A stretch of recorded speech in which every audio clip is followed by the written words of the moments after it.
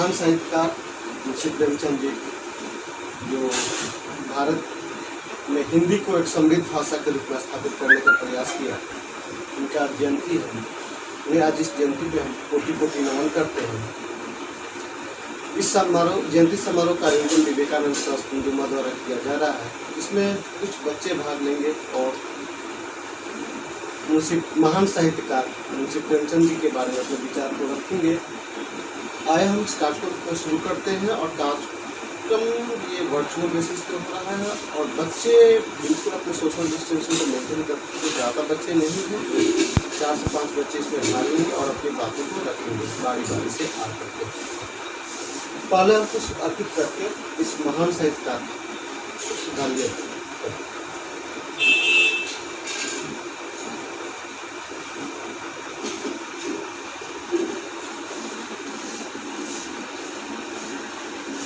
मुंशी प्रेमचंद जी के बारे में मैं 2 शब्द अभी रखना चाहूँगा। मुंशी प्रेमचंद जी उस समय भारत के राष्ट्रीय पटल पे आए जिसमें भारतेंदु हरिश्चंद्र हिंदी साहित्य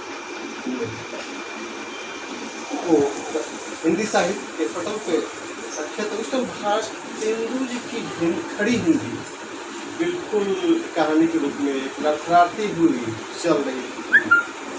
उस समय प्रेमचंद जी हमारे हिंदी साहित्य में उनकी रचनाएं आई और आम लोगों के साथ मिलकर के आम लोगों की भाषा में हिंदी को समृद्ध बनाया और आज इसके पूरे देशव्यापी स्वीकारता बनी।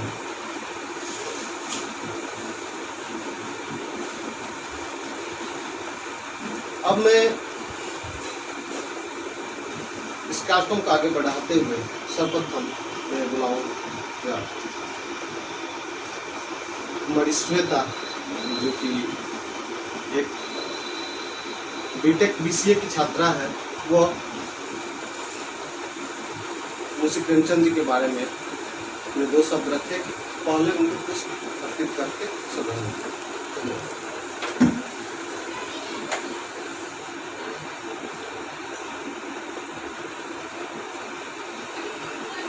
प्रेमचंद जी को जयंती पे कुछ बोलने का मौका मिल रहा है, इसलिए हम आप लोग से अपने कुछ विचार प्रकट कर रहे हैं। प्रेमचंद जी का जन्म 31 जुलाई 1880 में लमही नामक गाँव में, वाराणसी के लमही नामक गाँव में हुआ था।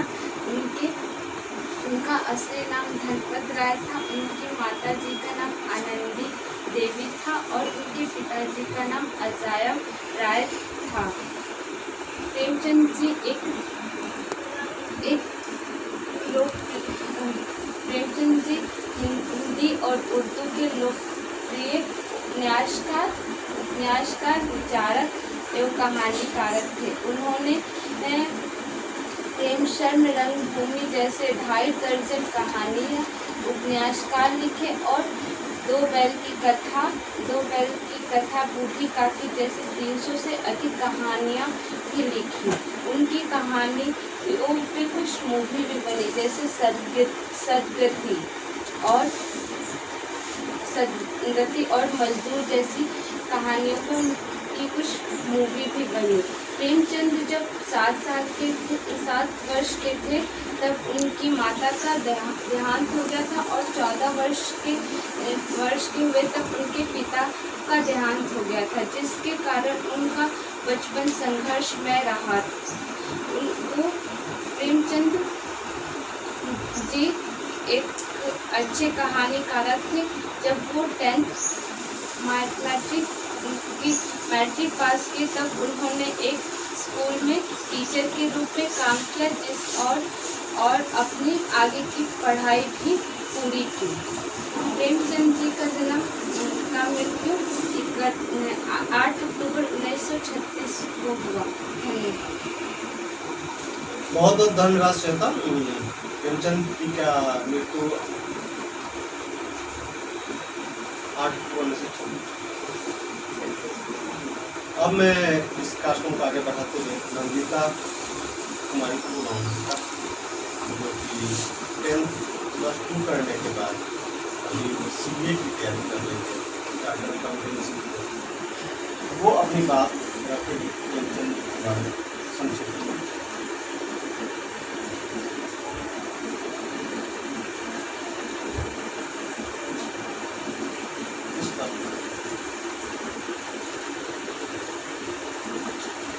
प्रेमचंद्र के नाम से हमारे मन में उजागर होती है।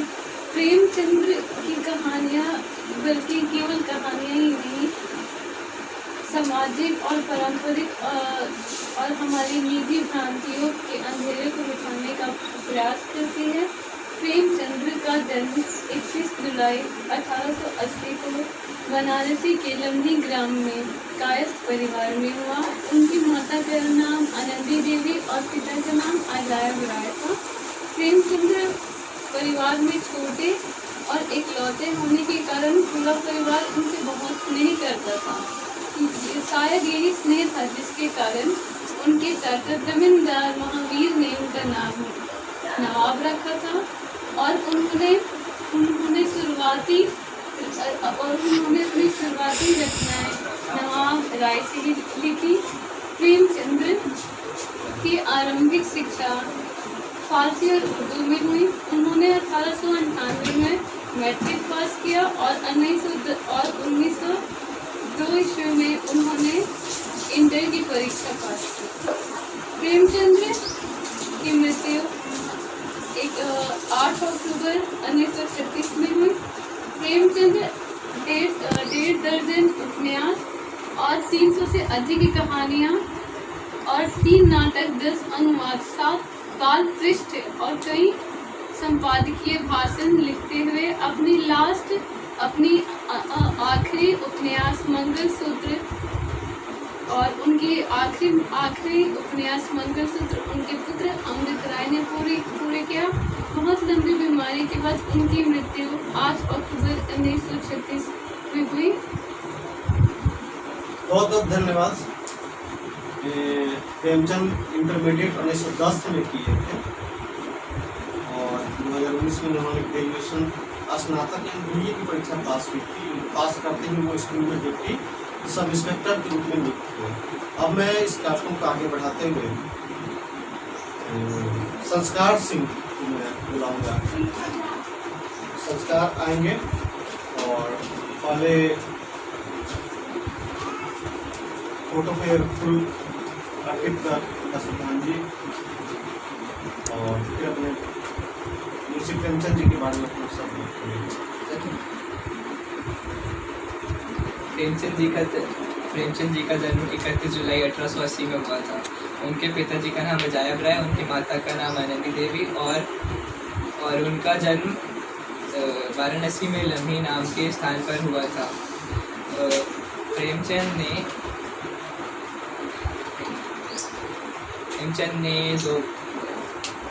गोदान गबन कर्मभूमि जैसे 1.5 दर्जन उपन्यास लिखे, 2 बैलों की कथा और बूढ़ी का की 300 कहानियाँ लिखी। जब वे 7 वर्ष के थे तो उनकी माता का देहांत हो गया और जब वो 14 वर्ष के थे तब उनके पिता का देहांत हो गया। तो इस प्रकार उनका शुरू का जीवन बहुत संघर्षपूर्ण रहा। 15 वर्ष की उम्र में उनके सौतेले नाना ने उनका विवाह करा दिया जो सफल नहीं हुआ। फिर उनकी दूसरी शादी एक विधवा से हुई जिनका नाम था शिवरानी देवी। फिर उनकी 3 संतानें हुई, श्रीपत राय, अमृत राय और कमला देवी। 1898 में उन्होंने मैट्रिक पास करी और स्कूल में टीचर बने। उस टाइम उनका मासिक वेतन 18 रुपये था और 1919 में उन्होंने BA पास की और deputy sub inspector of schools नियुक्त किए गए।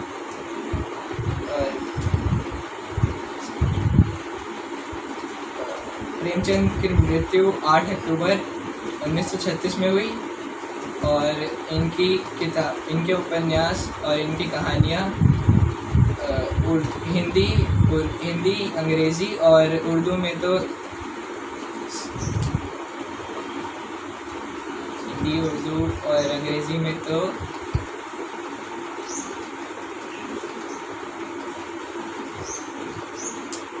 रूपांतरित हुई ही और रूसी और चीनी जैसी कई भाषाओं में भी रूपांतरित हुई और पसंद की गई। धन्यवाद। बहुत धन्यवाद संस्कार जी ने बोला हिंदी, उर्दू और अंग्रेजी में रूपांतरित। हिंदी में तो उन्होंने लिखा ही था और उर्दू और अंग्रेजी और अन्य विदेशी भाषाओं में वो रूपांतरित हुई। अब मैं अवंतिका को बुलाना चाहूँगा जो ग्रेजुएशन की छात्रा है, वो पुष्प अर्पित करेगी और फिर उसके बाद प्रेमचंद जी पर अपनी बात को रखेगी। महान साहित्यकार मुंशी प्रेमचंद जी का जन्म 31 जुलाई 1880 ईस्वी में हुआ था। वह एक महान साहित्यकार, कहानीकार, उपन्यासकार होने के साथ एक महान इंसान भी थे। वह सभी की मदद करते थे। बचपन से उनका हिंदी के प्रति एक अलग ही लगाव था। वह हिंदी भाषा को एक ऐसी भाषा मानते थे जो इंसान को बहुत अच्छे से समझ में आ जाती थी। वह जो इंसान उसे जितना सरल मानता था उसके लिए वो उतनी सरल और कठिन के लिए वो उतनी ही कठिन साबित होती थी। मुंशी प्रेमचंद जी की कहानियों के साथ साथ उनके कुछ ऐसे वचन भी थे जो लोगों के लिए बहुत प्रेरणादायक थे। मुंशी प्रेमचंद जी का कुछ ऐसे कथन है जो इंसान को काफ़ी प्रेरणा प्रदान करता है। पहला, मुंशी प्रेमचंद जी का पहला कथन ये था कि खाने और सोने का नाम जिंदगी नहीं, जिंदगी का नाम है सदा बढ़ते रहना। दूसरा कथन था विपत्ति के समय जैसा अनुभव और वैसा विपत्ति के समय जो हमें अनुभव होता है वैसा अनुभव करने वाला दुनिया में कोई भी विद्यालय नहीं है। तीसरा कथन था अगर धन खोकर हम अपनी आत्मा को पा सकते हैं तो ऐसा महंगा सौदा ये महंगा सौदा नहीं है। और चौथा कथन था कि अगर हम किसी के अन्याय का सम्मान कर रहे हैं तो वो अन्याय के जैसा ही होता है। और पांचवा कथन था कि क्रोध में हम अपनी मन की बात नहीं करते, हम बस ऐसी बातें करते जिससे दूसरों का दिल जीते। मुंशी प्रेमचंद जी की पहली नौकरी एक वकील के यहाँ महज 5 रुपये प्रति माह से स्टार्ट हुई थी। मुंशी प्रेमचंद जी को पुस्तकों को पढ़ने और उपन्यासों को लिखने का बड़ा शौक था और उनका जीवन बहुत ही संघर्षपूर्ण गुजरा था। इसी तरह मुंशी प्रेमचंद संघर्ष और परेशानियों के साथ साथ उन्होंने अपनी पूरी ज़िंदगी निकाली और हंसते हंसते सारी परेशानियों का मुकाबला किया और आखिर में 8 अक्टूबर 1936 ईस्वी में उन्होंने अपनी अंतिम सांस ली। अब मैं रितिका को बुलाऊंगा जो कक्षा 9वीं की 8 की विद्यार्थी है, आएगी और फोटो पे कुछ अर्पित करके अपनी बात करके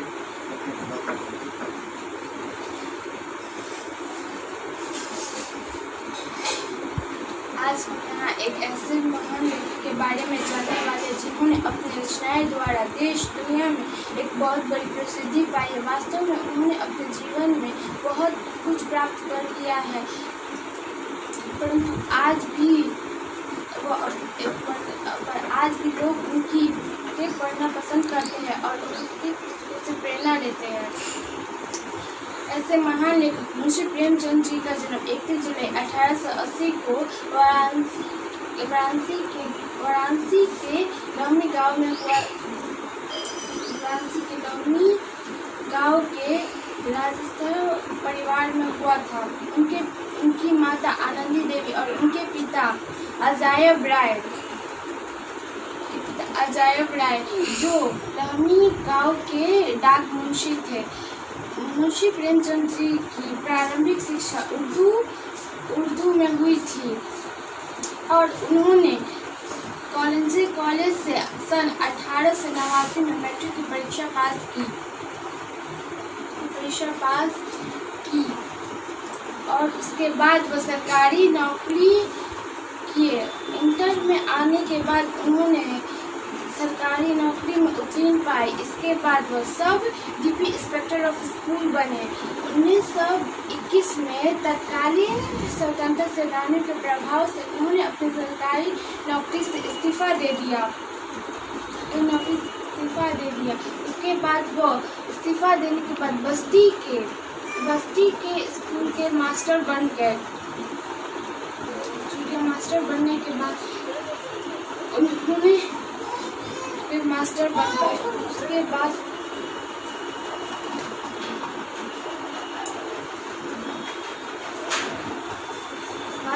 उन्हें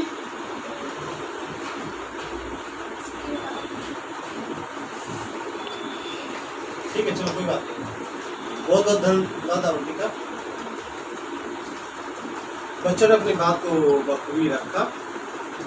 अब मैं सभी बच्चों को हार्दिक धन्यवाद और बधाई देता हूँ कि इस समय वो हमारे हिंदी साहित्यकारों को जानने और समझने और उन्हें बताने की कोशिश की। ये महान साहित्यकार प्रेमचंद वास्तव में ग्रामीण निम्न मध्यम वर्गीय परिवार में जन्म लेते हुए भी उनकी पढ़ाई उर्दू और फारसी से हुई थी और उसने हिंदी को एक समृद्ध भाषा के रूप में स्थापित किया। उस महान साहित्यकार विवेकानंद ट्रस्ट की तरफ सच नमन करता हूँ। इसके साथ ही राष्ट्र में